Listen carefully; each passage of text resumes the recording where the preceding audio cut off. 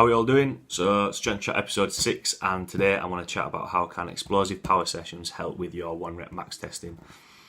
This is a topic at the minute that's getting quite a lot of attention within the research world. The theory is that performing low volume power type training up to 48 hours before a heavy session or your 1 rep max testing can elicit greater increases in performance.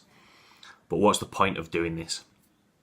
Well, within strength sports, leading up to your 1 rep max testing or a heavy session, you usually have a taper. So this is where you drop the loads, so you're not knacking yourself out when it comes to testing your 1 rep max. Okay.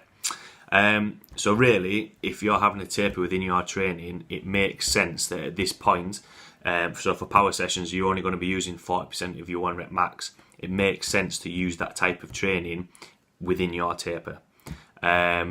Alongside that, using the power sessions instead of the traditional method of using 60 to 70% of your 1 rep max for strength training, you're not going to cause as much muscle damage or fatigue because you're using lighter loads and moving them a little bit quickly than using the 60 to 70% of your 1 rep max, which is ultimately going to cause muscle damage. The heavier you lift, the more it's going to cause muscle damage.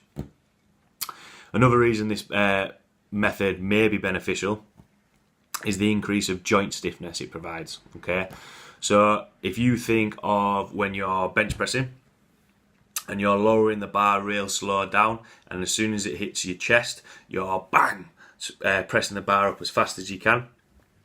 That's providing a lot of potential to produce a lot of force, a lot of explosiveness. Okay, if you lower the bar down really slow and it holds on your chest, the longer you hold it on your chest for, all of that potential for explosiveness, for strength, is just lost.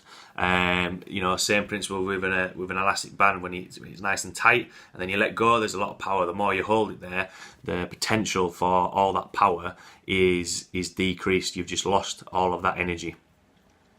So if you think about a stiffer joint, that basically provides greater potential for increased explosiveness and increased strength.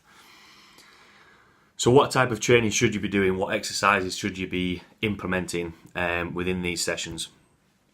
Most research has pointed towards 5 sets of 4 squat jumps using around 40% of your 1 rep max.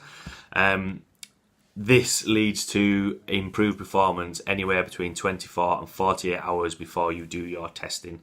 Obviously, the longer you leave it, if it's 2 days, that potential is less. Whereas if it's within 24 hours, obviously that potential is a little bit more.